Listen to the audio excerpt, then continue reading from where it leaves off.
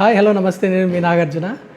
ఈరోజు మన ముందున్న వ్యక్తి కర్నూలు నగరంలో అభివృద్ధి, వివాదము, రాజకీయాలు అని వినబడితే గుర్తొచ్చే ఒకే ఒక వ్యక్తి. ప్రజల సమస్యల గురించి, స్మార్ట్ సిటీ ప్రాజెక్టుల గురించి పోరాడినటువంటి ఒకే ఒక వ్యక్తి బివై రామయ్య గారు మన ముందున్నారు. నమస్తే సార్. నమస్తే నాగార్జున గారు. ఎలా ఉన్నారు సార్? బాగున్నానండి, ఫైన్. సార్, ఒక మారుమూల గ్రామం గడివేముల నుంచి మీరు ఈరోజు ఈ పొజిషన్లో వచ్చారంటే ఎలా సాధ్యమైంది సార్? అది అంటే మీ వెనక ఎవరున్నారు? యాక్చువల్లీ మీకు జగన్ గారికి ఏమైనా సంబంధాలు ఉన్నాయా? ఏమీ మీరు అడిగినటువంటివి ఏవీ లేవు నా దగ్గర. చదువుకొని కమ్యూనిటీలో తిరుగులాడేవాడిని, బీసీ సంఘాలలో తిరుగులాడేవాడిని. నాకు కొంత కాంగ్రెస్ అన్న ఇష్టం, రాజశేఖర రెడ్డి సార్ అన్న ఇష్టంగా ఉండేది. కర్నూలు జిల్లాకు వచ్చేసరికి విజయభాస్కర్ రెడ్డి గారు పెద్ద ఆయన ఉన్నారు. సో ఆయన నాయకత్వం కూడా ఉన్నది. ఏది ఏమైనా కాంగ్రెస్కు కొంత ఆ రోజుల్లో, ఎప్పుడు నేను చెప్పేది 94లో కాంగ్రెస్ భావాలు నచ్చి కాంగ్రెస్లో పనిచేయటం జరిగింది. 2001లో జిల్లా పరిషత్ చైర్మన్ బీసీలకు రిజర్వ్ అయింది. అప్పుడు పెద్ద ఆయన కుటుంబం కూడా చైర్మన్గా, పార్టీ వస్తే చైర్మన్గా అన్నట్టుగా అని చెప్పడం జరిగింది. నేను అప్పుడు గడివేముల జెడ్పీటీసీగా నాకు అవకాశం ఇచ్చినారు, పార్టీ ఇచ్చింది. గడివేముల జెడ్పీటీసీ గెలిచిన, అత్యధిక మెజార్టీతో గెలిచిన, అందరూ చదువుకున్నాడు, మంచి సిన్సియర్ అన్నట్టుగానే ఆదరించినారు. సో అక్కడ గెలిచి వచ్చిన తర్వాత ఇక్కడ పార్టీ రాలే, ఫ్లోర్ లీడర్గా చేసినారు. ఫ్లోర్ లీడర్గా చేసినారు. సో ఫ్లోర్ లీడర్గా ఉన్న టైంలో ప్రతిరోజు ఏదో సమస్య పైన గలం విప్పుతుండేవాడిని. గవర్నమెంట్ రూలింగ్ టీడీపీ ఉంది, నేను జిల్లా పరిషత్ ప్రతిపక్ష నాయకునిగా ఉన్నా. ప్రతిరోజు ఏదో ఇంకా రాజశేఖర రెడ్డి సార్తో అనుబంధం, ఎప్పుడు పోయినా కలవటం, మంచి చెడ్డ ఇదంతా జరుగుతుండే. 2004లో సీఎంగా సార్ అయినారు. అప్పుడు కూడా నేను టికెట్ ఆశించడం జరిగింది. బీసీలలో ఉన్న కదా, చదువుకున్న అంత ఇంత తిరుగుతాను అన్నట్టుగానే. సో సీటు రాలే. రాజకీయంలోకి వచ్చి నేను అప్పటికే ఇంజనీరింగ్ చేసి రియల్ ఎస్టేట్లో తిరుగుతుండేవాడిని. అంతో ఇంతో ఖర్చులకు, కుటుంబ ఖర్చులకు నడుస్తుండే, సంపాదించుకుంటుండే అని. దీంట్లోకి వచ్చి వీళ్ళందరినీ చూసి ఇన్స్పైర్ అయ్యి బిజినెస్ వెళ్ళిపోయింది, మిగిలించుకునేటివి అయిపోయినాయి, మొత్తం అన్నీ అయిపోయినాయి. సీటు రాలే. అయినా సరే పట్టుబదలకుండా నిత్యం తినటం, ఏడైన దొరికితే తినటం, తిరుగులాడటం పార్టీ పరంగానే. సో ఆ టైంలో 2009 ఈలోపు రాజశేఖర రెడ్డి సార్ను కలవనిక పోయినప్పుడల్లా జగన్ సార్ కూడా అక్కడ ఉంటుండే, నమస్కారం పెట్టేసేసేవాళ్ళం. అట్లా కొంచెం పరిచయము. ఇంకొక విషయం ఏంటంటే, బాగా బాధ కలిగించేటువంటి విషయం, 2009 రెండోసారి ముఖ్యమంత్రి అయిన తర్వాత 2 సార్లు సీట్ ఇవ్వలేకపోయినా నీకు మంచి చైర్మన్ పదవి ఇస్తాను అని చెప్పినటువంటి వ్యక్తి రాజశేఖర రెడ్డి సార్. బాగా హుషారుగా హైదరాబాద్ నుంచి వచ్చి, ఇంకా సార్ చెప్పినాడు, ఇంక ఈసారి మంచి చైర్మన్, ఇంకేంది అన్నట్టుగా హుషారుగా వచ్చి, అప్పుడు మళ్ళీ తిప్పలు పడి అప్పు చేసి కారు కూడా కొత్తది కొన్నా. ఇంకా సెప్టెంబర్ 2వ తారీఖే ఆయన చనిపోయింది. ఎంత దురదృష్టవంతులం అనకాల. ఇంకా మమ్మల్ని ఎవరు చూడాలా, ఎవరు ఆదుకాలా అయిపోయింది. ఇంకా దెబ్బతో అయినా సరే పార్టీకి సిన్సియర్గా పనిచేసిన. 2011లో ఇంకా అప్పటి వరకు అందరూ అందంగా, అప్పటికే చాలా కాలం బాగా పనిచేస్తాడు, ఏవి అన్ని మిస్ అయిపోయినాయి అన్నాడు. కానీ అందరూ రికమెండ్ చేయడం వల్ల 2011లో జిల్లా కాంగ్రెస్ ప్రెసిడెంట్గా చేశారు. పార్టీ ఇబ్బందుల్లో ఉండి ఎవరు ముందుకు రాని టైంలో 2014లో కాంగ్రెస్ ఎంపీగా పోటీ చేయమంటే అప్పుడు కూడా మళ్ళీ అన్ని బాధలు దిగమింగుకొని, ఖర్చులు తట్టుకొని మళ్ళీ పోటీ చేయాల్సి వచ్చింది నంద్యాల పార్లమెంటు. సో అప్పుడు చెప్పిన అర్థమైపోయింది, ఇంకా నేను కాంగ్రెస్కు సేవ చేయలేను, ఇంకా కాదు అంటే జనము లేని దానికి నాయకత్వం ఉంటేమి లేకపోతే ఉంది. ఉట్టి నాయకత్వం. నాకు ఆ జిల్లా కాంగ్రెస్ పార్టీ అధ్యక్ష పదవి వద్దు, ఇంకా జనం లేరు, నలుగురిని పోగేసుకుందామన్నా ఇబ్బంది పడాల్సినటువంటి పరిస్థితుల్లో దాంట్లో ఉండటం ఎందుకన్నట్టుగా బయటకు వచ్చేసి సార్తో పాటు ప్రయాణం చేయడానికి సిద్ధపడ్డాను. సో నాకు వచ్చిన వాళ్ళ నుంచి ఎక్కడ నన్ను ఇది కాలే. అదే చెప్పబోతున్నా, అంటే ఒక సాధారణమైనటువంటి వ్యక్తులను కూడా జగన్ సార్ ఎలా చూస్తాడనే దానికి అట్టడుగు వర్గాల వారిని కూడా, నా దగ్గర డబ్బు లేదండి, ఇవాళ ఎంపీ అంటే 100 కోట్లు ఖర్చు పెట్టే వాళ్ళు ఉన్నారు. అటువంటిది నన్ను మేయర్గా చేసాడు, ఒక పైస లేకుండా మేయర్గా చేశాడు. మళ్ళీ 2 సార్లు జిల్లా అధ్యక్షునిగా చేశాడు. 2024లో ఎంపీ పదవి కూడా ఇచ్చా. అంటే నా దగ్గర డబ్బులు లేవు, చరిత్ర లేదు. డబ్బులు లేవు, చరిత్ర లేదు. అంటే సామాన్యమైనటువంటి వ్యక్తులను కూడా జగన్మోహన్ రెడ్డి గారు ఎలా అక్కన చేర్చుకుంటాడు అనే దానికి నేనే ఒక నిదర్శనం. రైట్. ఒక బీసీ వర్గం డబ్బులు లేవు, చరిత్ర లేదు. అయినా సరే ఇంత గొప్ప అవకాశం ఇవ్వటం అనేది ఒక జగన్మోహన్ రెడ్డికే సాధ్యమవుతుంది. సార్, కర్నూలు నగరంలో మేయర్ గారు, అంటే ఇది ప్రజలు చెప్తున్నటువంటి మాట సార్, ఇది కర్నూలు మేయర్ గారు ఫోటోకు మాత్రమే పరిమితము, అభివృద్ధి పదంలో అంత కనిపిస్తలేరు అని చెప్పేసి చెప్తా ఉన్నారు. దీని గురించి మీ సమాధానం ఏంటి సార్? ఇది కర్నూలు ప్రజల వాయిస్ కాదు, ఇది తెలుగుదేశం నాయకుల వాయిస్. అది తట్టుకోలేక, అంటే మేము చేసే పనులను చూసి తట్టుకోలేక ఫోజుల కొరకైతే రోజు కనపడేవాడిని, లేకపోతే రోజు ఏదో గడావుడు చేసేవాడిని. అట్ట కాదు, పనులు జరగాల.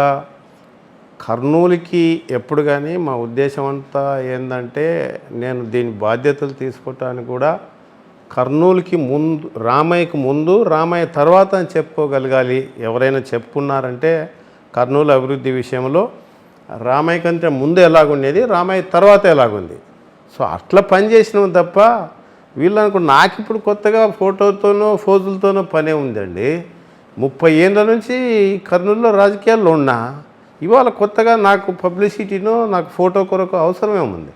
ఇది కొంతమంది పని కట్టుకొని గిట్టని తెలుగుదేశం వాళ్ళు చేసేటువంటి ప్రచారం తప్ప మిగతా ఎక్కడైనా అభివృద్ధి ఏం చేశాం, కర్నూలు ప్రజలకు ఎంత మార్పు తీసుకొచ్చాం అనేది నేను కళ్ళెదురుగా చూపిస్తా. రైట్. అలాంటప్పుడు సార్, ఇప్పుడు బిఫోర్ రామయ్య గారు, ఆఫ్టర్ రామయ్య గారు అన్నారు కదా, సో బిఫోర్ ఎలా ఉండేది, ఆఫ్టర్ ఎలా ఉంది సార్?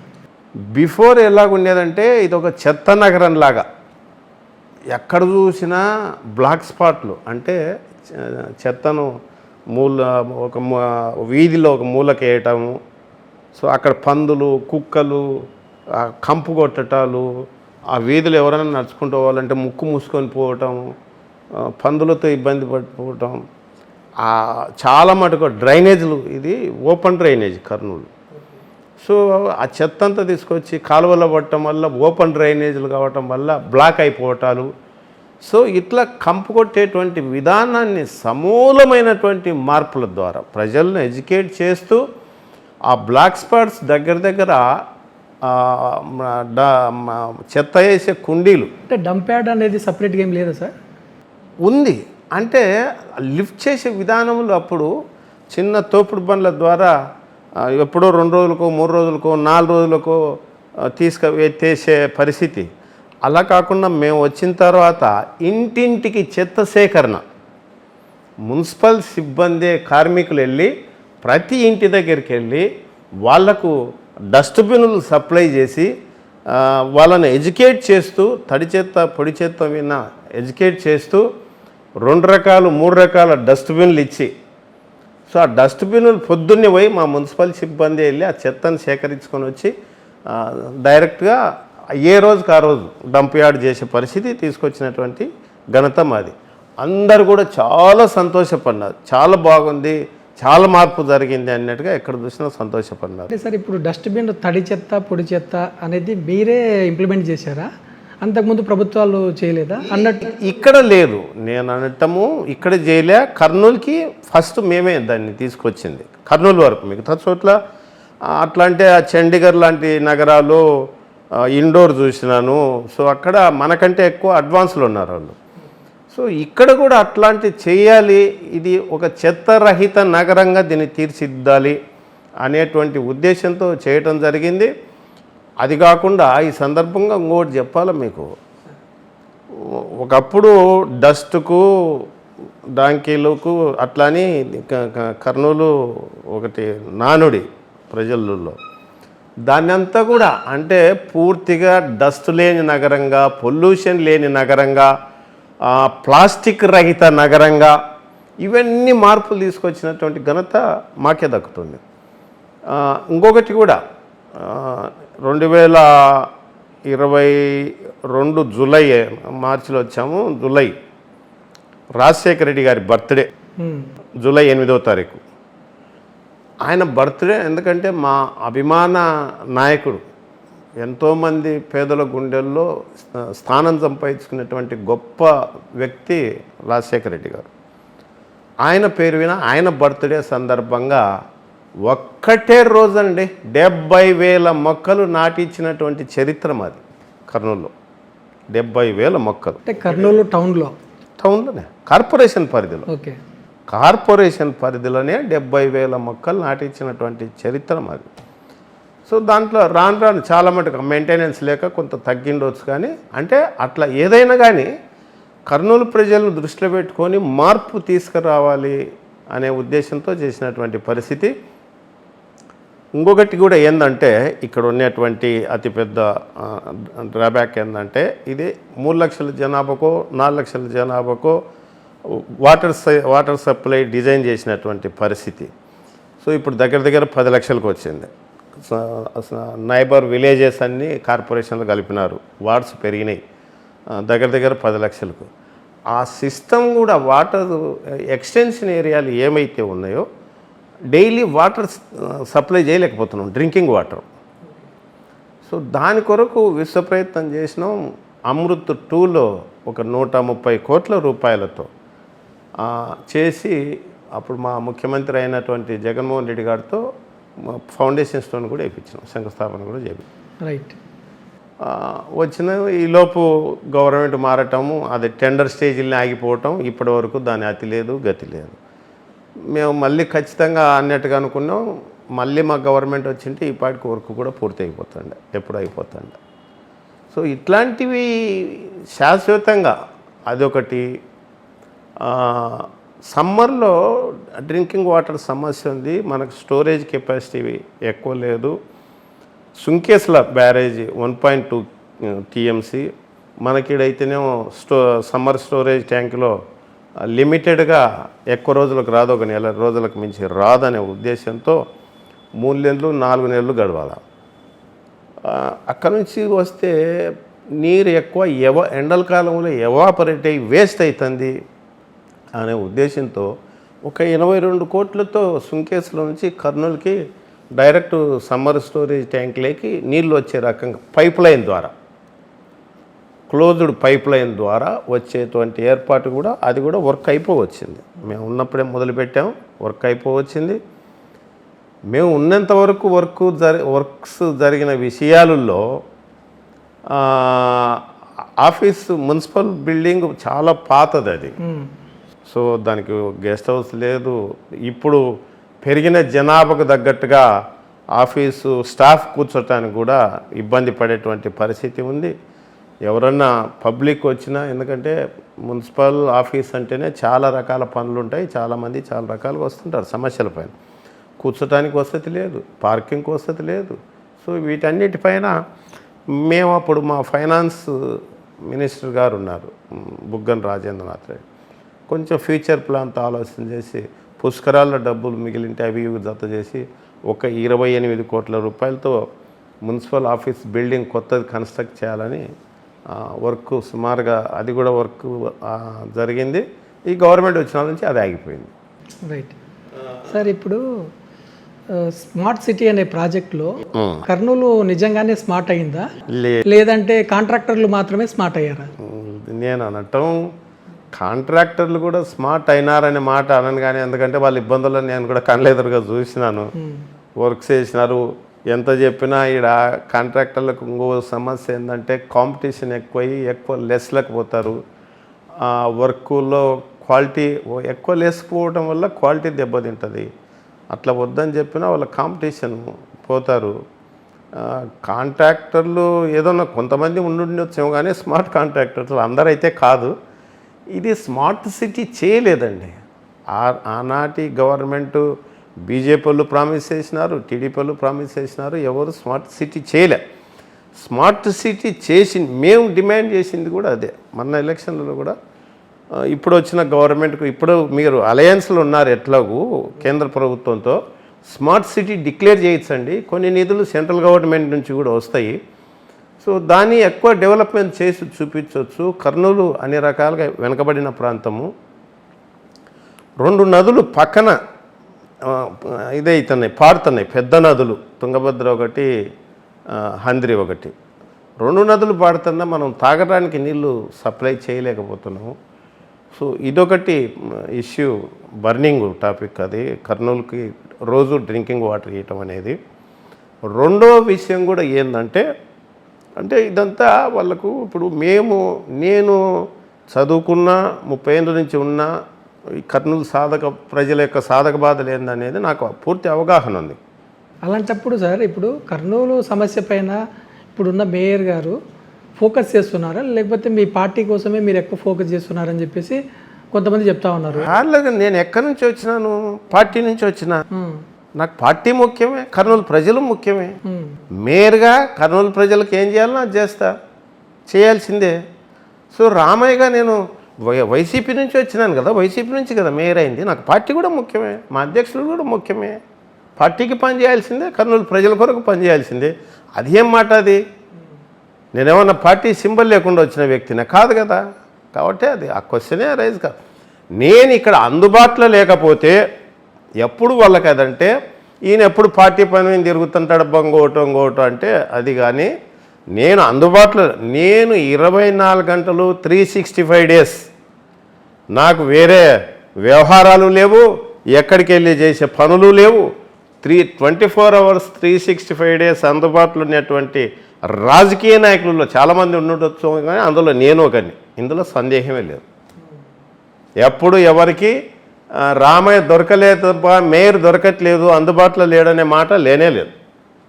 ఉంటే మున్సిపల్ ఆఫీసులు ఉంటా, లేదంటే క్యాంప్ ఆఫీసులో ఉంటా. సో ఇప్పుడు మేయర్ గారిని కలవాలంటే మీడియేటర్ ఎవరో ఒకరు ఉండాలి, లేదంటే కనుక ప్రజలు డైరెక్ట్ వచ్చి మిమ్మల్ని కలవచ్చా? డైరెక్ట్ ప్రజలు వచ్చి కలుస్తారు.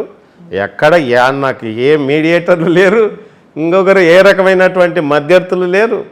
సామాన్యమైన వాళ్ళు కూడా ఎప్పుడు కూడా చాలామంది వర్కర్స్, చాలామంది పేదలు ఇంటి దగ్గర చిన్న చిన్న సమస్యలు, బర్త్ సర్టిఫికేట్ అని, డెత్ సర్టిఫికేట్ అని, లేదంటే వాళ్ళకు ఉన్న చిన్న గుడిసెకు ప్లానింగ్ అనో పర్మిషన్లనో ఇట్లా రకరకాలుగా డైరెక్ట్ వచ్చి కలుస్తారు. డైరెక్ట్ వచ్చి నా దగ్గర ఎక్కడ ఏ రకమైనటువంటి, నేను చాలా సింపుల్ లివింగ్ మనిషిని. ఆర్భాటాలు, ఈ హైపులు ఇవన్నీ ఏమి ఉండవు. ఎవరైనా వచ్చి, ఏ వ్యక్తి అయినా వచ్చి డైరెక్ట్ కలిసవచ్చు. రైట్. అలాంటప్పుడు ఇప్పుడు మున్సిపల్ బడ్జెట్ కోసం కొన్ని కోట్లు అయితే విడుదలవుతూ ఉంది. సో కర్నూలులో ఎక్కడ చూసినా కానీ ఈ డ్రైనేజ్, ఈ చెత్త, ఇదైతే సాధారణంగా యథావిధి కనిపిస్తూ ఉంది. సో బడ్జెట్ ఎక్కడికి వెళ్తా ఉంది సార్? ఇప్పుడు కనిపిస్తుంది. ఇప్పుడు నేను అంటాము, గవర్నమెంట్ వచ్చిన తర్వాత దగ్గర ఒక 200 కోట్ల పైన బడ్జెట్ ఉంది. దాంట్లో ఈ మెయింటెనెన్స్లు, కరెంటు బిల్లులు, వర్కర్స్ శాలరీసు, తర్వాత డీజిలు, వీటన్నిటికీ మోర్ దాన్ 50% పైనే ఎక్స్పెన్సెస్లు ఉన్నాయి. సో అయినా సరే మేము దగ్గర మా ప్రభుత్వం ఉన్నంత వరకు 700 కోట్లతో వర్క్స్ ఫీల్డ్ విన స్టార్ట్ చేయటం జరిగింది. కొన్ని ఈ గవర్నమెంట్ రాగానే అన్ని ఆఫ్ చేయించినారు, అది వేరే సంగతి.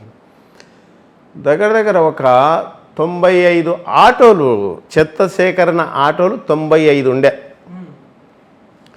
ఈ 95ని గవర్నమెంట్ రాగానే ఎందుకో తీసి పక్కన పెట్టేసినారు. అంటే ఆ గవర్నమెంట్ పెట్టింది కాబట్టి మనం తీసేయాలా, ఒకటే సిద్ధాంతంతోనే ఆ ఆటోలన్నిటిని పక్కకు. ఒక్కసారిగా అంతమంది ఇంటింటికి ప్రతి వీధిలో పొద్దున్న లేస్తే 6 గంటలకల్లా వర్కర్స్ వెళ్ళిపోయి ఇంటింటి దగ్గర చెత్తసేకరణ తీసుకొచ్చి ఆటోలు వేస్తే ఆటోలన్నీ తీసుకొని పోయి కాంపాక్టర్ ద్వారా డంప్యార్డ్కి పోతుండే. అది సిస్టమ్ నడుస్తుంది. అదంతా బంద్ అయిపోయింది. మళ్ళీ ఇంకా చెత్త నగరంగా కాకపోతే ఇంకేమవుతుంది?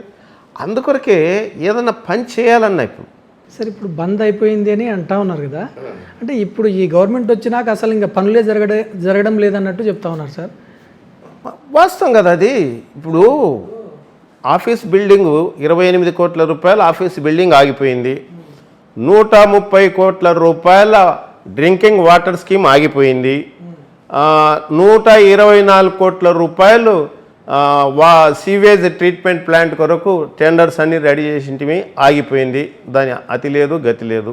ఎందుకంటే ఓపెన్ డ్రైనేజ్ వల్ల డ్రైనేజ్ వాటర్ అంతా నదులలో కలుస్తుంది, నదులు పొల్యూట్ అవుతున్నాయని గ్రీన్ ట్రిబ్యునల్ వాళ్ళు, చెన్నై వాళ్ళు మమ్మల్ని ఎవరో కేసు వేసినారు, ఈ రకంగా పొల్యూట్ అవుతుంది అన్నట్టుగానే వాళ్ళు కూడా మాకు కోర్టుకు రప్పించడం జరిగింది. దానికి ఫైన్ అన్నారు. మళ్ళీ ఆ ఫైన్ లేకుండా రెమెడీ ఏం చేయాలన్నట్టుగానే ఆల్రెడీగా 2 స్టార్ట్ చేసింటివి. ఏది వాటర్ సీవేజ్ ట్రీట్మెంట్ ప్లాంట్లను. అవి 2 కూడా మధ్యన ఆగిపోయినాయి.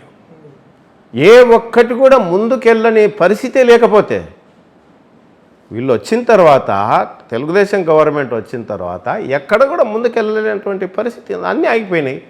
ఎందుకు ఆగిపోయినాయి అనేది వాళ్ళు ఎవరు చెప్పరు.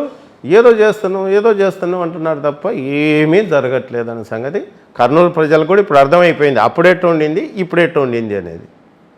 సో ఇప్పుడు కర్నూలు ప్రజలకు మేయర్ బివై రామయ్య గారు అంటే వెంటనే గుర్తొచ్చే కొన్ని పనులు ఏంటి సార్? అసలు మీరు చేసిన అభివృద్ధి పనులు అనుకోండి. ఇదిగా మీకు చెప్తున్నాను కదా, ఇప్పుడు చెత్త సేకరణ ఒకటి ఎక్కడ కూడా చాలా నీట్గా పెట్టింటి.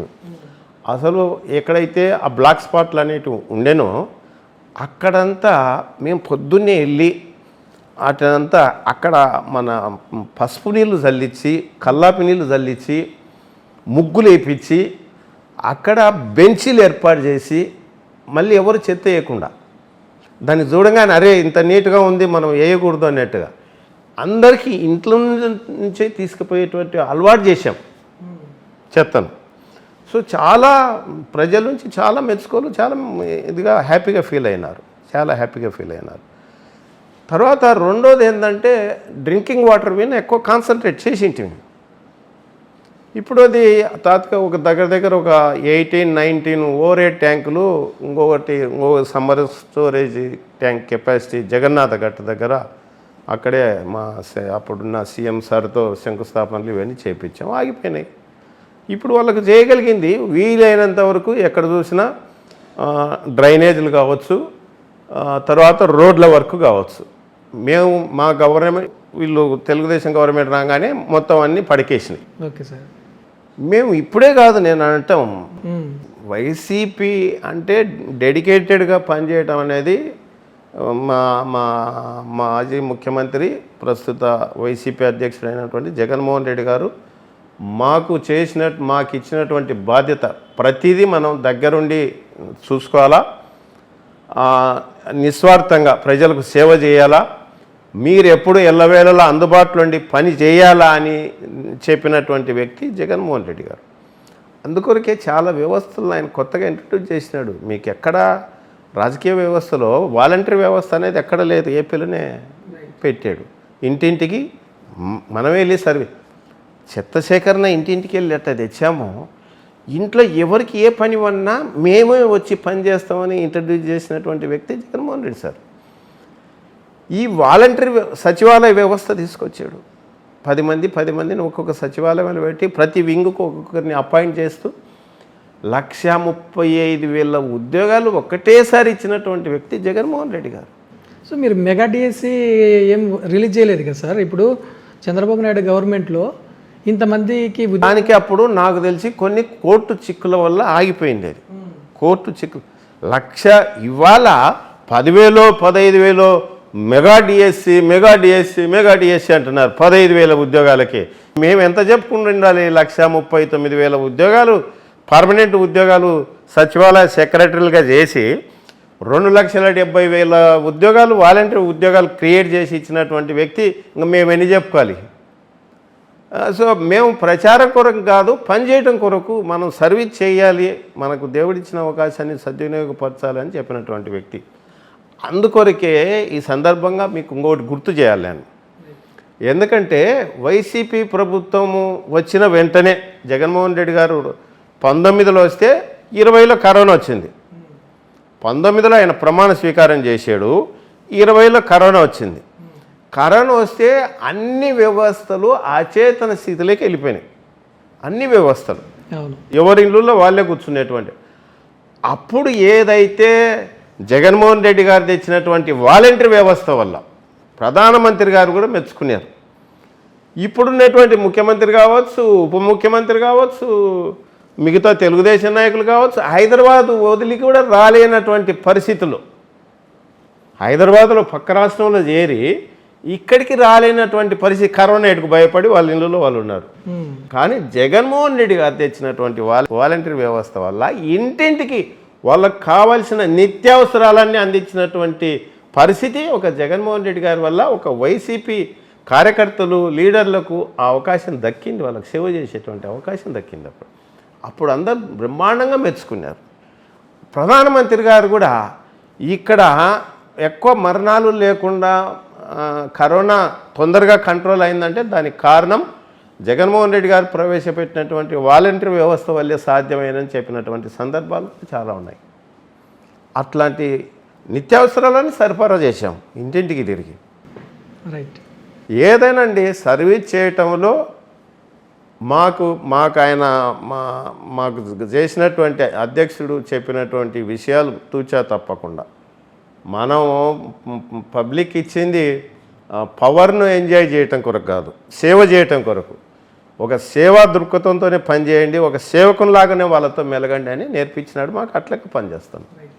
సార్, ఇప్పుడు ప్రధానంగా చూసుకుంటే కనుక ఆంధ్రప్రదేశ్ యొక్క రాజకీయ పరిస్థితి ఎలా ఉంది సార్? ఇప్పుడు చరిత్రలో ఎప్పుడూ చూడని విధంగా, నేను 30 ఏళ్ళు పైగా అయింది నేను డైరెక్ట్ పాలిటిక్స్లో తిరుగులాడబట్టి, ఎప్పుడూ చూడనటువంటి విధంగా కక్ష సాధింపు ధోరణి. ఇప్పుడు మనకు ప్రజలు పట్టం కట్టారు, అది ఏ రకంగా కానీ మీకు అవకాశం ఇచ్చినారు, కూర్చున్నారు. ప్రజలకు కావాల్సిన వసతులపైన, ప్రజలకు కావాల్సిన సదుపాయాలపైన, ప్రజలకు కావాల్సినటువంటి సంక్షేమం పైన, ఈ రాష్ట్ర డెవలప్మెంట్ పైన దృష్టి పెట్టకుండా కక్ష సాధింపు ధోరణి కొరకు ఎవరిని అంటే క్వశ్చన్ చేస్తే ఎవరిని ఎట్ట భయపెట్టాలా, లేకపోతే మీరు ఇచ్చిన హామీలు నెరవేర్చలేదండి, ఇదిగో పలాని హామీ ఇచ్చినారు నెరవేర్చలేదు, ఇప్పటికి 15 నెలలు 16 నెలలు అయిపోయింది, గవర్నమెంట్ వచ్చి సంవత్సరాలు అవుతుంది, ఇంకా ఇప్పటికి మీరు నెరవేర్చలే, ఎలక్షన్లకు ముందేమో అవి చేస్తామని చెప్పినారు, హామీలు ఇచ్చినారు, ఇంటింటికి తిరిగి బాండ్ల రూపంలో ఇచ్చినటువంటి పరిస్థితి. మేము అధికారంలోకి వస్తే ఇదో సూపర్ 6 కాదు, సూపర్ 7 కాదు, చాలా చేస్తామని చెప్పేసి హామీలు ఇచ్చినటువంటి పరిస్థితి. అవన్నీ నెరవేర్చలేదంటే తీసుకుపోయి అరెస్ట్ చేయటము, జైలుల్లో పెట్టడం ఎప్పుడూ లేని. ఇప్పుడు పాదయాత్ర చేస్తుండగా జగన్ గారు పాదయాత్ర చేశాడు. ప్రతి విలేజ్లో జనాలను కలుసుకుంటూ వాళ్ళకి ఏం అవసరమో అవి నోట్ చేసుకున్నాడు. వాళ్ళు పడుతున్న ఇబ్బందులు నోట్ చేసుకున్నాడు, వాళ్ళకి ఏం సదుపాయాలు మనం ఏర్పాటు చేయగలం అనేది నోట్ చేసుకున్నాడు. పొలాల నుంచి రైతులు కూలీలు పరిగెత్తుకుంటూ వచ్చి జగన్ సార్ని కలుసుకొని మాకు ఆ ఇబ్బందులు ఈ ఇబ్బందులు, రైతుకు గిట్టుబాటు ధర కానుంచి రైతుకు బీమా ఇన్సూర్ చేయటం కానుంచి, లేకపోతే నాణ్యమైనటువంటి విత్తన సరఫరా, ఎరువుల సరఫరా, రైతు భరోసా కేంద్రం, అంటే ఇవన్నీ అలా తిరిగినాడు. కాబట్టి వాళ్ళు చెప్పిన సమస్యల వల్ల ఈయన మదిలో మెలిగి చేసినటువంటి పనులు ఇవి. సచివాలయ వ్యవస్థ, రైతు భరోసా కేంద్రాలు, వాలంటీర్ వ్యవస్థ, ఇవన్నీ కూడా. ఓకే. కానీ మొన్న ఈయన పాదయాత్ర చేశాడు. ఎవరు? లోకేష్ గారు పాదయాత్ర చేశాడు. ఈయన రెడ్ బుక్ పట్టుకొని ఎవరెవరైనా ఏ విలేజ్లో ఎవరు వైసీపీ నాయకులు నోట్ చేసుకొని వాళ్ళ వీణ ఎట్ట కక్ష తీర్చుకోవాలా అనేది ఈయన అంటే పరిపాలన చేయటంలో ఎంత డిఫరెన్స్ కనపడుతుంది మీకు. ఆ రోజున ఆయన పాదయాత్ర చేసి సమస్యల గురించి రాసుకున్నాడు. ఈయన వ్యక్తుల గురించి ఎట్లా రెడ్ బుక్ రాజ్యాంగం తెచ్చి కక్ష ఎట్లా తీర్చుకోవాలనేది ఇప్పుడు నడుస్తుంది. కాబట్టి ప్రజలందరూ గమనిస్తున్నారు. ఇప్పటికే చాలా వ్యతిరేకతను ఏ గవర్నమెంట్ అయినా కనీసం ఒక 2 ఏళ్ళు 3 ఏళ్ళు గడిచినాక ఆ వ్యతిరేకత వస్తుందేమో. ఇప్పుడు సంవత్సరం కల్లా వీళ్ళవైన ఎనలేని వ్యతిరేకత వచ్చింది. ఖచ్చితంగా వాళ్ళ కళ్ళెదురు కనపడుతుంది. అందుకొరకే ఈ మధ్యకాలంలో మీరు చూసే ఉంటారు, చంద్రబాబు నాయుడు పదే పదే అసహనం వ్యక్తం చేస్తున్నాడు. అంటే ప్రజల్లో వస్తున్నటువంటి వ్యతిరేకత అది. సో ఇప్పుడు జగన్ గారు 5 సంవత్సరాలు ముఖ్యమంత్రి పదవిలో ఉన్నప్పుడు ప్రజలను ఏ ఒక్క ప్రజల్ని కూడా కలవలేదు. సో ఇప్పుడు చంద్రబాబు నాయుడు గారు కలుస్తూ ఉన్నారు కదా సార్. కలవలేదు అనటం రాంగ్ అది. సార్ ఇప్పుడు మీ పార్టీ నాయకులే జగన్ గారు మాకే అపాయింట్మెంట్ ఇవ్వడం లేదండి అని చెప్పేసి చెప్పినారు. ఇప్పుడు మేమందరం ఉన్నాము, కలుస్తున్నాము, చేస్తున్నాం కదా. ఇప్పుడు ప్రతిదీ ఆయనకు ఇప్పుడు ఏం చేయాలనుకున్నాడో అవన్నీ చేస్తున్నారు. నాయకులు ఏదో ఒకరిద్దరు కలవలేకనో ఆ టైం సెట్ కాకనో ఉండిండొచ్చేమో, కానీ ఆయన ఎప్పుడూ ప్రజల మధ్యలోనే ఉన్నాడండి. ఇప్పుడు వీళ్ళు అనుకుంటున్నారు ఆయనకు ఒక తాడేపల్లి తప్ప వేరే ఎక్కడికి పోయినాడు. వీళ్ళకులాగా ఇప్పుడు 70 సార్లు 20 సార్లు కొంచెం ఒక పూట టైం దొరికితే సార్ హైదరాబాద్ చేరుకుంటున్నారే. ఆయన తిరిగినాడట? తిరగలేదు కదా. నిత్యం ప్రజలకు అందుబాటులోనే ఉన్నాడు కదా. వచ్చినప్పుడల్లా లక్షల కొద్ది జనంలో ఎక్కడ పోయినా కలుసుకుంటున్నాడు కదా. ఎప్పుడు కలిశారు సార్? అది సిద్ధం సభలు పెట్టినప్పుడు మాత్రమే కలిశారు. అంతకుముందు కూడా ఏ ప్రోగ్రాంకి వచ్చినా జనం మధ్యలో ఉన్నాడు. ఏ ప్రోగ్రాంకి వచ్చినా ఇప్పుడు జనం ఇంత ఆదరించినారని చెప్తా ఉన్నారు. మరి 2024 ఎలక్షన్లో 11 సీట్లకి ఎందుకు పరిమితమయ్యారు? ఇంత డెవలప్మెంట్ చేశాము, ఇంత ఆదరణ ఉంది అని చెప్పేసి చెప్తా ఉన్నారు. ఇది వాళ్ళు అంటే ఒకటి ఈవీఎంల ద్వారా ఏం జరిగిందో ఏం లేదో సరే అది భగవంతునికి తెలుసు. రెండో విషయం ఏంటంటే ఈ చంద్రబాబు నాయుడు నా మాటలు మళ్ళీ ఒకసారి ప్రజలు నమ్మినారు. ఎటు నమ్మినారు? జగన్మోహన్ రెడ్డి గారు ఇచ్చిన దానికంటే కూడా మించి ఇస్తాను అని చెప్పి ఇంటింటికి తిరిగి ప్రచారం చేయటం.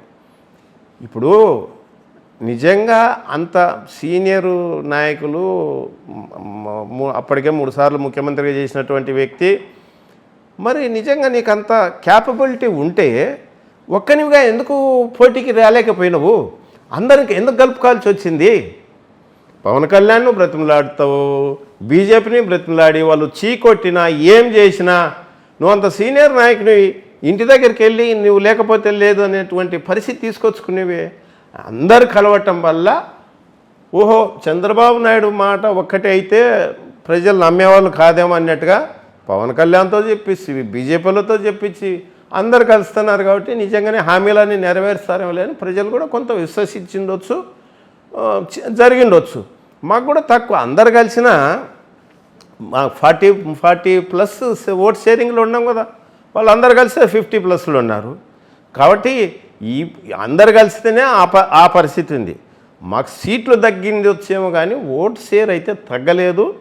ఈసారి ప్రజలు కూడా అర్థమైపోయింది, ఓహో చంద్రబాబు నాయుడు గారు ఒక్కరే కాదు అందరు చెప్పినా ఇచ్చిన హామీలు నెరవేర్చలేరు. ఇవాళకి నిరుద్యోగ భృతి సంగతి ఏమైంది?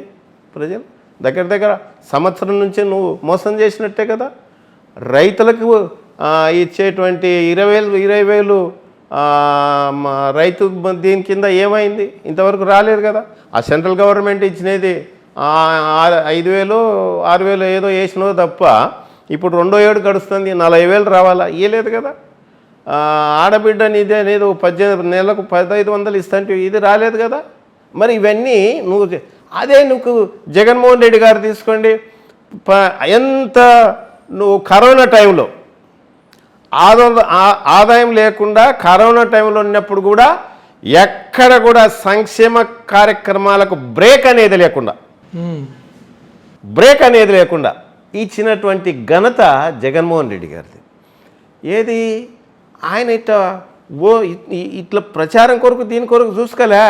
నెల బటన్ నొక్కితే అకౌంట్లో పడాల. మధ్య దళారులు ఎవరొద్దు, ఎవరి ప్రమేయం వద్దు, డైరెక్ట్ బెనిఫిషియరీకి అందాలా, బెనిఫిషియరీ బాగుపడాలా, అంటే గవర్నమెంట్ ప్రజలకు మాత్రమే. అలా చేసినటువంటి వ్యక్తి జగన్మోహన్ రెడ్డి గారు. ఇవాళ వీళ్ళు ఏదో కొద్దిగా గొప్ప ఇచ్చి దానిలో కోతలు పెట్టి దానిలో మళ్ళీ తెలుగుదేశం నాయకులను పెట్టి మీటింగులు పెట్టుకొని ఎవరికి ఇవ్వాలా ఎవరికి ఇవ్వకూడదు, వీడు ఏ పార్టీకి పనిచేసినాడు, ఇందులో కోతలు పెట్టండి అని చెప్తున్న పరిస్థితి ఇవాళ కనపడుతుంది. ఇప్పుడు వాళ్ళు ఎందుకు అలా అంటున్నారు? ఇప్పుడు బడ్జెట్ లేదు, మేమేం ఉండిందా? అప్పుడు కూడా లేదు కదా. వీళ్ళు ఏం ప్రచారం చేసినారు? 10 లక్షల కోట్లు 14 లక్షల కోట్లని. మొన్న పయ్యావుల కేశవ్ స్వయాన అసెంబ్లీలో ప్రకటించిన పరిస్థితి 3,60,000 కోట్లు 3,70,000 కోట్లు ఏదో గత గవర్నమెంట్ అప్పు చేసిందే నేను. 3,60,000 కోట్లలో 2,70,000 కోట్ల రూపాయలు డైరెక్ట్ బెనిఫిషియరీ అకౌంట్లలోనే ఓపెన్గా ట్రాన్స్పరెంట్గా కనపడుతుంది కదా. ఇవాళ మీరు వచ్చి 15-16 నెలల టైంలోనే 1,90,000 కోట్లు అప్పులు చేసి ఏడ ఖర్చు పెట్టినారు అవి. సో ఇవన్నీ ప్రజలకు ఇవాళ సోషల్ మీడియా వాళ్ళకు అనుకూలమైనటువంటి మీడియా ద్వారా అనుకూలంగా వార్తలు రాయించుకొని హైప్ పొద్దున్న లేస్తే గ్రాఫిక్స్ చూపించి హైప్ చేసుకొచ్చాము. ఇవాళ ప్రజలు బాగా చైతన్యమైనారు, క్వశ్చనే లేదు. సోషల్ మీడియా చాలా బాగా పనిచేస్తుంది, ఎప్పటి విషయాన్ని అప్పుడే తెలుసుకోగలుగుతున్నారు. సో ఎవరు నిజమైనటువంటి నిజాయితీ పరులు, పరిపాలనాధ్యక్షులలో ఎవరు నిజాయితీ పరులు, ఎవరు చెప్పిన పని కమిట్మెంట్గా పనిచేస్తారని ప్రజలకి ఇవాళ అర్థమైపోయింది. Right sir. ఇప్పుడు మన జగన్ గారు డిజిటల్ బుక్ అనేటువంటిది లాంచ్ చేసినారు. సో ఎక్కడ అన్యాయం జరిగినా కానీ వాళ్ళను మళ్ళీ చట్టపరంగానే మేము ప్రశ్నిస్తాము, శిక్షిస్తామని చెప్పేసి ఒక మాస్ వార్నింగ్ అయితే ఇవ్వడం చూసాము. సో వాళ్ళు రెడ్ బుక్, మీరేమో డిజిటల్ బుక్ అంటున్నారు. సో ఒక శాంతియుతమైన వాతావరణం మనం చూడాలంటే ఎప్పుడు కాదు. ఆ బుక్కు మా బుక్కు చాలా తేడా. ఆ బుక్ కక్ష సాధింపు కొరకు పెట్టుకున్నారు వాళ్ళు. రెడ్ బుక్ అనేది అంబేద్కర్ రాజ్యాంగాన్నే పక్కన పెట్టేసి మాది రెడ్ బుక్ రాజ్యాంగం అని నడుపుతున్నటువంటి పరిస్థితులు వాళ్ళవి. మేము అట్లా కాదు, జగన్మోహన్ రెడ్డి గారు అట్లా కాదు. ఎవరైతే బాధితులు ఉన్నారో ఇప్పుడు అనవసరంగా ఏదో ఒక పోస్టు పెట్టినారనో, లేకపోతే వీడు ఫలాంది మాట్లాడినాడనో, ఈ ఫలానికి పార్టీకి స్ట్రాంగ్గా పనిచేసినాడనో తప్పుడు కేసులు పెట్టి ఈ లేని లిక్కర్ స్కామ్ను రోజు ఒక ఖాతా అల్లిచ్చి, సో ఇట్లా తప్పుడు కేసులు ఎవరైతే పెట్టినారో ఇప్పుడు ఆఫీసర్ అనే వాళ్ళను కూడా నాయకులు తెలుసో తెలియకనో ఇంకోటో చేస్తారు. ఒకవేళ చేస్తే దానికి తగ్గ శిక్ష అనుభవిస్తారు, అది వేరు. ఆఫీసర్లకు కూడా ఎందుకంటే దీంట్లో ఎంత యాక్యురసీ ఉంది ఆ కేసు విషయంలో, ఇదేది చూడకుండానే మీరు గుడ్డిగా ఫాలో కావద్దు. ఇప్పుడున్న గవర్నమెంట్ చెప్పినట్టు గుడ్డిగా ఫాలో కావద్దు. అలా అయిన పక్షంలో రేపొద్దున మళ్ళీ మేము అధికారంలోకి వస్తాం. మీరు ఎక్కడున్నా సరే, ఎందుకంటే ఏ ఆఫీసర్ అయినా ఇప్పుడు ఈ రాజకీయము అనేది 5 సంవత్సరాలు ఉండొచ్చు, మారొచ్చు. కానీ ఆఫీసరు అనే వ్యక్తికి నువ్వు ఒకసారి ఎవరో చెప్పినట్టు నువ్వు తప్పుడు కేసులలో ఇరుక్కుంటే నిన్ను ఎవరు కాపాడలేరు, శిక్షకు గురవుతావు. అట్లాగే ఆయన ఏమంటున్నాడంటే ఎవరికి అన్యాయం జరిగినా మీరు ఇవ్వాలి, ఎంటర్ చేయండి. దాంట్లో డిజిటల్ బుక్లో మీకు మీరే ఎంటర్ చేయండి, రికార్డ్ అవుతుంది, అది ఖచ్చితంగా రికార్డ్ అవుతుంది. సో దీని ద్వారా ఖచ్చితంగా వాళ్ళు రేపొద్దున మన గవర్నమెంట్ వచ్చినాక ఎక్కడున్నా సరే పిలిపిస్తాం, వాళ్ళపైన చర్యలు తీసుకుంటాం, చట్టం ముందు దోషిగా నిలబెడతాము. మీరు ఈ తప్పు చేసినారు, ఇదిగో ఇది జరగని విషయాన్ని కూడా జరిగినట్టుగా క్రియేట్ చేసినారు అని చట్టం ముందర నిలబెట్టి చట్టపరంగానే వాళ్ళపైన చర్యలు తీసుకుంటాం అనేది ఇప్పుడు మనం చెప్తున్న విషయం. వాళ్ళు అన్యాయంగా, అక్రమంగా, దుర్మార్గంగా కేసులు పెట్టి అరెస్ట్ చేస్తున్నటువంటి పరిస్థితి రెడ్ బుక్ పరిస్థితి. Right sir. ఇప్పుడు బివై రామయ్య గారు అనే వ్యక్తి ఒక పొలిటీషియన్ కాదు sir, you are educated. So ఇప్పుడు మీరు ఒక ఎడ్యుకేటెడ్గా మాట్లాడండి సార్.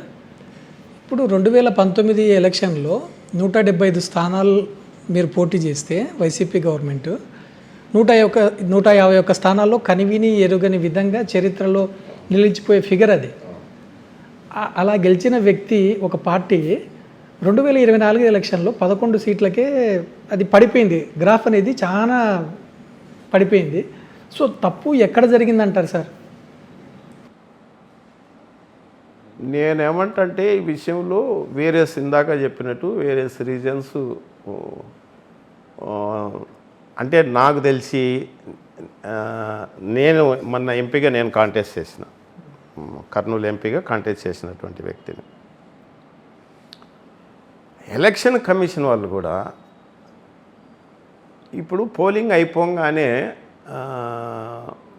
పోలింగ్ టైం ఉంటుంది, టైం అయిపోయినాక క్యూ లైన్లు ఉన్నోళ్ళు తర్వాత కూడా ఆ లైన్ అయిపోయే వరకు ఓటింగ్ వేసుకోవచ్చు. అది ఎంత తేడా వస్తుంది నాకు తెలిసి 1%, 2%, 3% వేరియేషన్ రావచ్చు. కానీ అయిపోయిన టైంకు వాళ్ళు డిక్లేర్ చేసినటువంటి పర్సంటేజ్కి చాలా టైం తీసుకొని డిక్లేర్ చేసినటువంటి పర్సంటేజ్కి ఎక్కువ వేరియేషన్ ఉంది. సో అక్కడ మాకేదో కొంత సందిగ్ధం. రెండో విషయం ఏంటంటే ఇదిగో ఇట్లు కూటమిగా ఏర్పడి ప్రజలను అబద్ధాలు తప్పుడు వాగ్దానాలు ఇచ్చి మోసం చేయటం కూడా రెండో విషయంగా ప్రజలు కొంత నమ్మిండవచ్చు. జగన్మోహన్ రెడ్డి గారు వచ్చిన తర్వాత పెన్షన్లు పెంచినాడు, రైతు భరోసా ఇచ్చినాడు, తర్వాత ఇంటింటికి ఆటో వాళ్ళకి ఇచ్చినాడు, రిక్షా వాళ్ళకి ఇచ్చినాడు, టైలర్కి ఇచ్చినాడు, దోబీకి ఇచ్చినాడు, మహిళలకు ఇచ్చినాడు, సున్నా వడ్డీ ఇచ్చినాడు. ఇవన్నీ కూడా అకౌంట్లో జమ అయినటువంటి పరిస్థితి ఉంది. ఫీజు రియంబర్స్మెంట్ చేసినాడు, ఆరోగ్యశ్రీ 25 లక్షల వరకు చేసినాడు. ఇవన్నీ కళ్ళెదురుగా జరిగినటువంటి పరిస్థితి. ఇప్పుడు దానితో ప్రజలు సాటిస్ఫై అయినారు. ఇంకా అంతకు మించి వీళ్ళు ఇష్టం ఉంటున్నారు కదా, చూద్దాం ఒకసారి అన్నట్టుగా ప్రజలు కూడా విశ్వసించుండొచ్చు. సో ఇది ఒక ఎడ్యుకేటెడ్గా మీరు చెప్తున్నటువంటి నిర్ణయం అంతేనా సార్? సో ఇప్పుడు కర్నూలు అనేటువంటిది ఒక సిటీలో రైతులు అనేటువంటి వాళ్ళు చాలామంది బాధపడుతూ ఉన్నారు గిట్టుబాటు ధరలు లేకుండా. ఈరోజు మిర్చి పండించిన కానీ మనం ఇక్కడ ఈ కర్నూలు డిస్ట్రిక్ట్ నుంచి గుంటూరు తీసుకెళ్లాలంటే వాళ్ళ ట్రాన్స్పోర్టేషన్స్కు అవుతూ ఉంది, గిట్టుబాటు ధరలు అయితే ఉండడం లేదు. సో ఎందుకు కర్నూలు నగరంలో మిర్చి డంప్ యార్డు పెట్టకూడదు? ఇక్కడే కొనే ఒక గవర్నెన్స్ ఎందుకు తీసుకురాకూడదు? ఈ ప్రపోజల్ మీరు ఎప్పుడు పెట్టలేదా సార్? ఉండింది. ఇక్కడ మనకు మిర్చి ఒక సంవత్సరం అంటే ఒక సంవత్సరం తక్కువే. మనకి ఎక్కువ ప్రొడక్షను ఉల్లి ఒకటి ఇక్కడంతా. నెక్స్ట్ ఎవ్రీ ఇయర్ ఉంటుంది, ఇది ఎవ్రీ ఇయర్ ఉంటుంది. ఉల్లి ఒకటి, టమోటా ఒకటి, పత్తికొండ, ఆలూరు అదంతా ఆ ఏరియా, ఆ బెల్ట్ అంతా, ఎమ్మిగనూరు, టమోటా, ఉల్లి 2 క్రాప్స్ ఎక్కువ మనకు. వీటి కొరకు టమోటా జ్యూస్ ఫ్యాక్టరీ పెట్టాలని స్టార్ట్ చేసినటువంటి పరిస్థితి పత్తికొండలో. అంటే మీరు మిర్చి గురించే అన్నారు. మిర్చి ఏదో ఒక సంవత్సరంలో క్రాప్ ఎక్కువ ఉండొచ్చేమో, ఒకవేళ దాని గురించి కూడా చర్చకు వచ్చిన సందర్భం, దాన్ని కూడా ఈ ట్రిప్లో పెట్టిండేవాళ్ళం, జగన్ సార్ పెట్టిండేవాడు. ఉల్లిని కూడా పౌడర్ చేసి ఇంటింటికి అది కుటీర పరిశ్రమలాగా దాన్ని తీసుకురావాలని స్టార్ట్ చేసినటువంటి వ్యక్తి జగన్మోహన్ రెడ్డి గారు, ఉల్లిని కూడా. సో ఉల్లి ఎందుకంటే అదేదో గిట్టుబాటు ధర లేకుండా మొన్న కూడా నానాక ఈ గవర్నమెంట్లో రైతులు చాలా ఇబ్బంది పడిపోయి అసలు చాలామంది సూసైడ్లు చేసుకునేటువంటి పరిస్థితి రైతులు, ఉల్లి రైతులు అయితే. సో ఇది నడుస్తుంది. దీన్ని కూడా ఆయన ఏం చేయాలని చెప్పేసి ఆలోచన చేసి ఆ పౌడర్ తయారు చేయాలా, దాన్ని కుటీర పరిశ్రమలాగా తీసుకురావాలని చెప్పేసి ఆలోచన చేసిన వ్యక్తి జగన్మోహన్ రెడ్డి గారు. సో ఈ ట్రిప్ అధికారంలోకి వచ్చింటే మిర్చిది కూడా చేసిందాం. సార్ ఇప్పుడు జగన్మోహన్ రెడ్డి గారు ఎందుకు అసెంబ్లీకి వెళ్ళడం లేదు?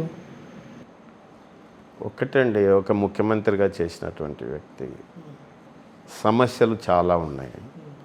రాష్ట్ర సమస్యలపైన ఇప్పుడు ఒక ఎమ్మెల్యే అయినటువంటి వ్యక్తి, ఒక ఎమ్మెల్యే కాన్స్టిట్యున్సీకి పరిమితమైనటువంటి వ్యక్తి ఆ కాన్స్టిట్యున్సీ పరిధిలో సమస్యలు మాట్లాడతాడు. రైట్. ఆ కాన్స్టిట్యున్సీ సమస్యల పరిధి వరకు మాట్లాడతాడు.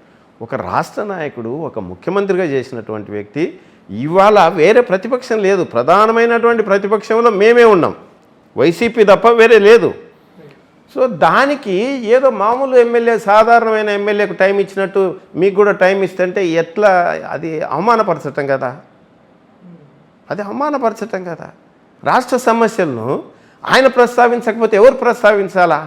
ఇప్పుడు వాళ్ళు ఇచ్చిన టైంలోనే స్వీట్ అండ్ షార్ట్గా అయితే చెప్పే స్కోప్ అయితే ఉంటుంది.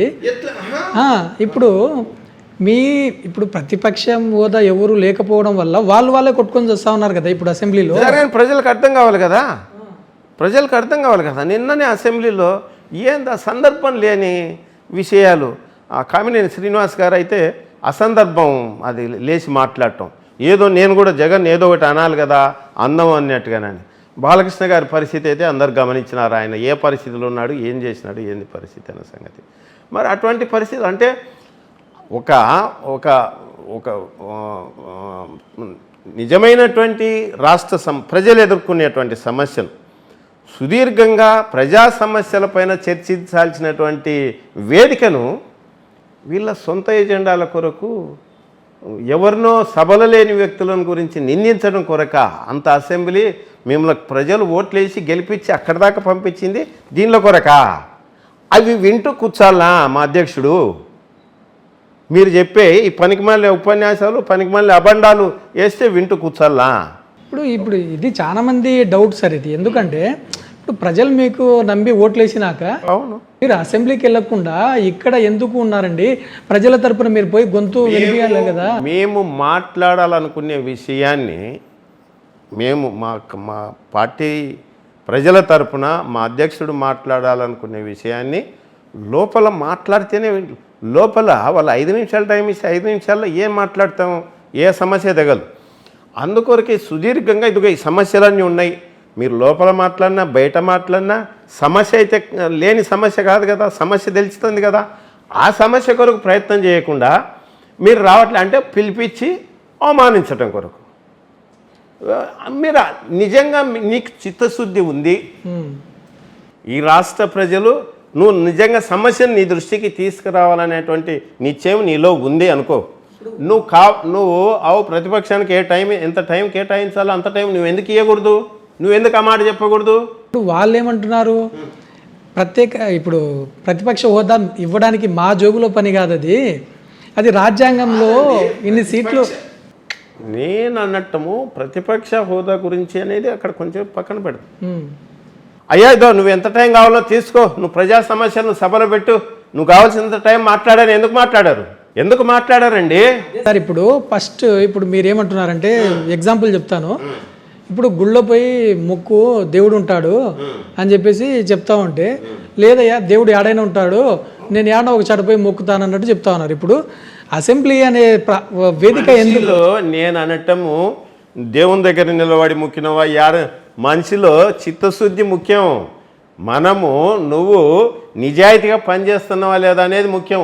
నీలో నిజాయితీ ఉన్నప్పుడు నీకు భయం ఎందుకు? ఉంటే కావాల్సినంత టైం నువ్వు మాట్లాడినట్టే. అదే సార్, 1-2 సార్లు మీరు అసెంబ్లీకి అటెండ్ అయ్యి ఆ ఫేస్ చేస్తే ప్రజలకు తెలుస్తుంది. అప్పుడైనా కానీ వాళ్ళ టైం ఇచ్చే స్కోప్ దొరుకుద్ది కదా సార్.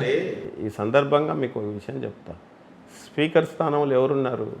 టీడీపీ వాళ్ళు కాదు, అయ్యన్న పాత్రుడు ఉన్నాడు. అయ్యన్న పాత్రుడు ఎలక్షన్లు కాగానే మాట్లాడిన మాటలు మీకు గుర్తున్నాయా? మాట్లాడిన మాటలు, ఓడిపోయినాడా, చావలేదా, మాట్లాడాల్సిన మాటలు ఒక సీనియర్ రాజకీయ నాయకుడు నువ్వు మాట్లాడాల్సిన మాట నాది అంటే ఆయన రూల్ చేస్తుంటే మనం ఇది కావాలన్నా ముందుగానే అంటాడు.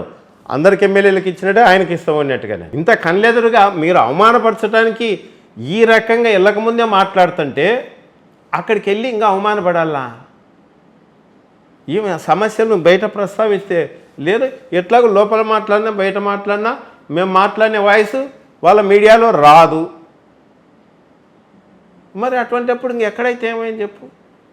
వాళ్ళలో నేను ఇప్పటికీ ఒకటే మాట చెప్తున్నా, వాళ్ళలో నిజాయితీ ఉంది, చిత్తశుద్ధి ఉంది అంటే అవునయ్యా ప్రజా సమస్యలే కదా మీకులాగా వ్యక్తిగత సమస్యలు మేము మాట్లాడడం మాకు అక్కర్లే, ప్రజా సమస్యలే మాట్లాడేది. ప్రజా సమస్యల మీద నువ్వు ఏం సమస్యలు సభ దృష్టికి తెస్తావో, నువ్వు ఎంత మాట్లాడతావో మాట్లాడని మాట ఆయన ఎందుకని మాట్లాడారు అంటే అడగడుగునా ఇంటెన్షనల్గా మీ ఉద్దేశం అంతా అవమానపరచడము అని. అది ఏ వైసీపీ కార్యకర్త భరించలేడు, వైసీపీ నాయకులు భరించలేరు. రైట్ సార్, ఇప్పుడు మనకు హైదరాబాద్ అంటే ఒక సాఫ్ట్వేర్ హబ్, బెంగళూరు ఒక సాఫ్ట్వేర్ హబ్ లాగా అనిపిస్తుంది. సో ఆంధ్రప్రదేశ్లో కూడా సాఫ్ట్వేర్ డెవలప్ అయ్యే స్కోప్ ఉందా సార్?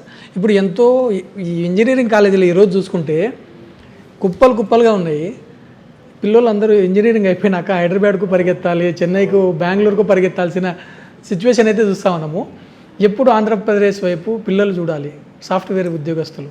నేనంటే మొన్న కొంత తప్పిదం జరిగింది, కానీ మళ్ళీ జగన్మోహన్ రెడ్డి గారు ముఖ్యమంత్రి అంటే ఖచ్చితంగా ఈపాటికి విశాఖపట్నం సాఫ్ట్వేర్ విషయంలో మనం హైదరాబాద్తో పోటీ పడగలిగే పరిస్థితి ఉండిండేవాళ్ళం. ఈ ట్రిప్ మళ్ళీ జగన్మోహన్ రెడ్డి గారు ముఖ్యమంత్రి అంటే ఖచ్చితంగా అది జరుగుతుండే. సో ఇప్పుడు వీళ్ళు రావటం వల్ల ఒక రకంగా ఆయన ఎంత బ్రాడ్ మైండ్తో ఆలోచన చేసినారంటే, ఇప్పుడు 53లో కర్నూలు రాజధాని అండి, 53లో తీసుకుపోయారు, శ్రీబాగ్ ఒడంబడిక అన్నారు, దాన్ని ఇది చేసి రాజధాని తీసుకుపోయి అందరూ ఒప్పందం ప్రకారం హైదరాబాద్ తీసుకుపోయినారు, బాగానే ఉంది. హైదరాబాదు అందరికీ కంబైన్డ్ స్టేట్లో రాజధాని ఉంది కాబట్టి డెవలప్మెంట్ జరిగింది. మొత్తం ఇండస్ట్రీస్ కావచ్చు, సాఫ్ట్వేర్ కావచ్చు, ఇంకోటి రకరకాలుగా డెవలప్మెంట్ జరిగింది. మళ్ళీ ఒకటి చోటే విడిపోవాల్సి విడిపోతేమి, రకరకాల ఉద్యమాలు చేసినవి, డిమాండ్లు ఏవి నెరవేరలే, కర్నూలుకి మళ్ళీ తీవ్రమైనటువంటి నష్టం జరిగింది అని పదే మేము చెప్తున్నాం. మళ్ళీ తీసుకుపోయి అమరావతి అంటివి. మళ్ళీ ఒకటే చోట కాన్సన్ట్రేట్ చేసి డెవలప్ చేస్తే రేపొద్దున రాయలసీమ పరిస్థితి ఏం కావాలా, ఉత్తరాంధ్ర పరిస్థితి ఏం కావాలా? మళ్ళీ వీళ్ళు కూడా రేపొద్దున మాకు సపరేట్ చేయండి అనేటువంటి పరిస్థితి రాకూడదనేటువంటి ఉద్దేశంతో, రాకూడదనేటువంటి ఉద్దేశంతో అన్ని ప్రాంతాలు సమానంగా అభివృద్ధి కావాలనేటువంటి ఉద్దేశంతో ఆయన ఆలోచన చేసినాడు. ఇవాళ కర్నూలుకి అపారమైనటువంటి నష్టం జరుగుతుంది కదా వీళ్ళ వల్ల. లా యూనివర్సిటీ జగన్మోహన్ రెడ్డి గారు పోరాడి, అప్పట్లోనే మా ఫైనాన్స్ మినిస్టర్ బుగ్గన రాజేంద్రనాథ్ రెడ్డి గారు ఢిల్లీ చుట్టూ తిరిగి లా సెంట్రల్ యూనివర్సిటీ తెస్తే దాన్ని కూడా ఇవాళ అమరావతికి ఎత్తుకపోతున్నాం. హైకోర్టు పెట్టాలని ఇక్కడే పెట్టాలి, అది పెడితే కర్నూలుకు జరిగిన అన్యాయాన్ని కొంతవరకన్నా పూడ్చగలము అనేది పెడితే కొంతన్నా వీళ్ళు జనం తృప్తి పడతారు అన్నట్టుగానే న్యాయ రాజధాని హైకోర్టు ఇక్కడే పెడతాం అన్నట్టుగా దానికి అనుబంధంగా ఉండేటువంటి కోర్టులన్నీ, హ్యూమన్ రైట్స్ కావచ్చు, లోక్ అదాలత్ కావచ్చు, తర్వాత ఎలక్ట్రిసిటీ రెగ్యులేషన్ కమిషన్ కావచ్చు, ఇవన్నీ దానికి అనుబంధంగా ఉండేటివన్నీ ముందుగానే రప్పించినాడు, పెట్టాడు. మళ్ళీ వాళ్ళు అన్నీ తీసుకుపోయి అమరావతికి షిఫ్ట్. అంటే కర్నూలు ప్రజలు ఓట్లేయటానికే పనికొస్తారు, అభివృద్ధిలోకి పనికిరా, వీళ్ళు ఎదగొద్దా? Right sir. ఇప్పుడు ఈ ప్రైవేటీకరణ గురించి మీ అభిప్రాయం ఏంటి సార్? అంటే ఇప్పుడు వైజాగ్ స్టీల్ ప్లాంట్ చూసుకున్నా, ఇప్పుడు గవర్నమెంట్ మెడికల్ కాలేజీలు చూసుకున్నా ప్రైవేటీకరణ అని చెప్పేసి వింటా ఉన్నాము. దీనిపైన మీ కామెంట్? ఇప్పుడు ఒకటి చెప్తానండి, స్వాతంత్రం వచ్చిన వాళ్ళ నుంచి లేనటువంటి విధంగా జగన్మోహన్ రెడ్డి గారి టైంలో ఈయన కొత్త కాలేజీ ఒకటి తేలే, మెడికల్ కాలేజ్. ఇంత అనుభవం ఉన్న 3 సార్లు ముఖ్యమంత్రి అయిన వ్యక్తి ఇప్పుడు 4వసారి అయినా కొత్త కాలేజీ ఒకటి తేలే. గవర్నమెంట్ లెవెల్లో 17 కొత్త కాలేజీలు తెచ్చినటువంటి ఘనత జగన్మోహన్ రెడ్డి గారిది. 17 మెడికల్ కాలేజీలు తెచ్చినాడు, అంతటా ఉండాలబ్బా అన్నట్టుగా. ఇప్పుడు గవర్నమెంట్ మెడికల్ కాలేజ్ వస్తే గవర్నమెంట్ డాక్టర్లు ఉంటారు, గవర్నమెంట్ నర్సులు ఉంటారు, అక్కడ ఒక హాస్పిటల్ వస్తుంది. ఇది గవర్నమెంట్ కంట్రోల్లో నడిస్తే ఎవరికి ఉపయోగపడుతుందండి? అది ప్రజలకి, పేద ప్రజలకు ఉపయోగపడుతుంది కదా. ఉన్నోడు ఎక్కడైనా వైద్యం చేయించుకుంటాడు, కానీ పేదోడు ఎక్కడికి పోతాడు? తనకు అందుబాటులో ఉన్న హాస్పిటల్కి పోతాడు. ఒక ఇదే కాలేజ్ వచ్చిందంటే, మెడికల్ కాలేజ్ వస్తే దానికి అనుబంధంగా ఒక హాస్పిటల్ తయారు కావాలా. ఒక 500 బెడ్స్ హాస్పిటల్ వస్తుంది, అన్ని రకాల డాక్టర్లు ఉంటారు, ఎక్స్పర్ట్స్ ఉంటారు, వైద్యం అందుతుంది. సో ఈ ఆలోచన లేకుండా ఈయన ఎంతసేపు ఉన్నా తనకు అనుకూలమైన వాళ్ళు బాగుండాలా, తనకు అనుకూలమైన వాళ్ళు ఎదగాలనేటువంటిది ఏదో పీపీపీ, ఏదో P4 అంటారు, P3 అంటారు, ఏదో విధానాలు. నువ్వు 1,90,000 కోట్ల రూపాయలు అప్పు చేసిన వ్యక్తివి. మేము ఒకటే క్వశ్చన్ చేస్తాం, 5,000 కోట్లు ఖర్చు పెడితే మెడికల్ కాలేజీలు పూర్తయితాయి కదా. ఏమి రాష్ట్ర ప్రజల కొరకు ఇంత ఇది చేస్తున్నారు? 5,000 కోట్లు ఖర్చు పెట్టి తెచ్చిన మెడికల్ కాలేజీలు ఎందుకు మీరు ప్రైవేట్కి ఎందుకు హ్యాండ్ ఓవర్ చేయాలి? అది కూడా 33 ఏళ్ళు ఫస్ట్ విడతంట, మళ్ళీ 33 ఏళ్ళు ఎక్స్టెన్షన్ చేసుకోవచ్చు అంట. ఏంటి ఈ పరిస్థితి? అంటే ప్రైవేట్కి ఇస్తే ఎంత దోచుక తింటారు అనే సంగతి జగమెరిగిన సత్యం. గవర్నమెంట్ అయితే బాధ్యతాయుతంగా పని చేయాల్సి వస్తుంది. దాన్ని ఇవాళ మాకు పూర్తి పట్టం కట్టినారు కదా అన్నట్టుగా చేస్తున్నారు. మళ్ళీ మా గవర్నమెంట్ వస్తే ఖచ్చితంగా దాన్ని ఎన్నికి వీకుతాం. రైట్ సార్, ఇప్పుడు చిన్న ర్యాపిడ్ ఫైర్ లాగా అడుగుతాను సార్. జగన్ గారిపైన మీ అభిప్రాయం ఏంటి సార్? చాలా నిజాయితీపరుడు, విశ్వసనీయత. రాజకీయాలలో మీకు ఆయన గురించి ఒకటి చెప్తాను. ఒకానొక సందర్భంలో అవతల మేమందరం మీటింగ్ జరుగుతుంది. అవతలో ఇన్ని అబద్ధాలు చెప్తున్నారు కదన్నా, మనం కూడా ఒకటో రెండో ప్రజల కొరకు చెప్దాము, ఒకవేళ నెరవేర్చడం నిజంగా అవుతుందో లేదో అనే మాట. అంటే మీరు ఎప్పుడు కూడా మీరు అబద్ధం చెప్పొద్దు, అబద్ధం చెప్పమని నాకు అడ్వైజ్ చేయొద్దు. అంత నిజాయితీ పడండి. రాజకీయాలు చాలా అరుదుగా చూస్తామండి అట్లాంటి వ్యక్తుల్లో. సో చంద్రబాబు నాయుడు గారి గురించి మీ అభిప్రాయం ఏంటి సార్? చంద్రబాబు నాయుడు రాజకీయం కొరకు ఎంతైనా దిగజారుతాడు, ఏమైనా చేయగలడు. ఎందుకంటే ఎన్టీ రామారావు లాంటి లెజెండ్ పర్సనాలిటీ మీదనే చెప్పులే ఇచ్చినటువంటి మహామేధావి చంద్రబాబు నాయుడు.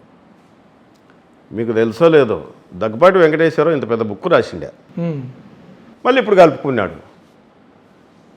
అమిత్ షా వినా టీటీరీ ఏదో ఇసిరి పరేసిరి నల్లబుగ్గలు ఏదో రకరకాలుగా.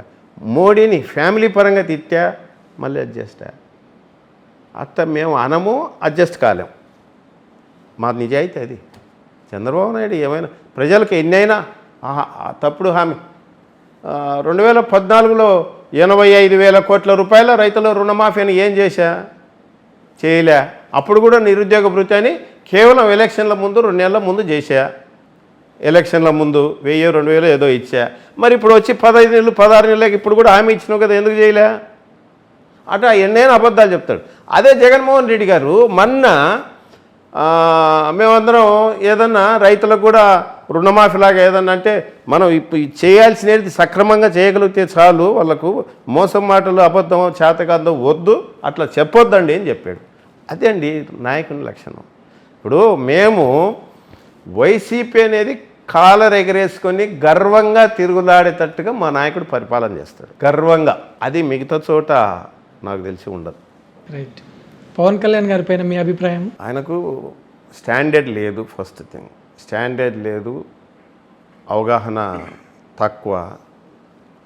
అంటే ఈ సందర్భంగా మనం చెప్పుకోవడానికి కూడా ఏంటంటే ఆయన సినిమా ఫీల్డ్, సినిమాలో స్టారు అయిండొచ్చు, కానీ రాజకీయానికి వచ్చేసరికి వేరవుతుంది. ఎలక్షన్ల ముందు ఒక ఎగ్జాంపుల్ చెప్తాను. ఎలక్షన్లు ఎక్కడ మీటింగ్ పెట్టినా కొత్త పదం నేను కూడా ఆయన నుంచే విన్నాను. ట్రాఫికింగా ఏదో ఉమెన్ ట్రాఫికింగ్ అనేది ఒక పదం వాడినాడు. ఏంటంటే మహిళలు తప్పిపోతున్నారు, ఏమవుతున్నారో తెలియదు. 30,000 మంది తప్పిపోయినారు రాష్ట్రంలో, 30,000 మంది యువతులు తప్పిపోయినారు అని. ఇంకా అక్కడక్కడ మన సుగాలి ప్రీతి లాంటి కేసులు ఆడ ఈడ రకరకాలుగా జరిగినాయి. ఆడ ఇది జరిగినాయి వైసీపీ వాళ్ళు అట్లా ఇట్లా అని. ఇవాళ 10 సంవత్సరాల కాలంగా వస్తుంది కదా, ఎంతమందిని రిటర్న్ రప్పించినావు? 30,000 మందిలో నువ్వు బాధ్యత గల పదవిలో ఉన్నావు, ఎంతమందిని రిటర్న్ రప్పించినావు? మరి అంటే కేవలం ఒక పదవి కొరకు మీరు తాపత్రయపడి అబద్ధాలు చెప్పుకుంటూ వచ్చినారు తప్ప నిజంగా పని చేయాలని చిత్తశుద్ధి మీలో లేదనే సంగతి అర్థమైపోతుంది కదా. కాబట్టి ఇవి కాదు.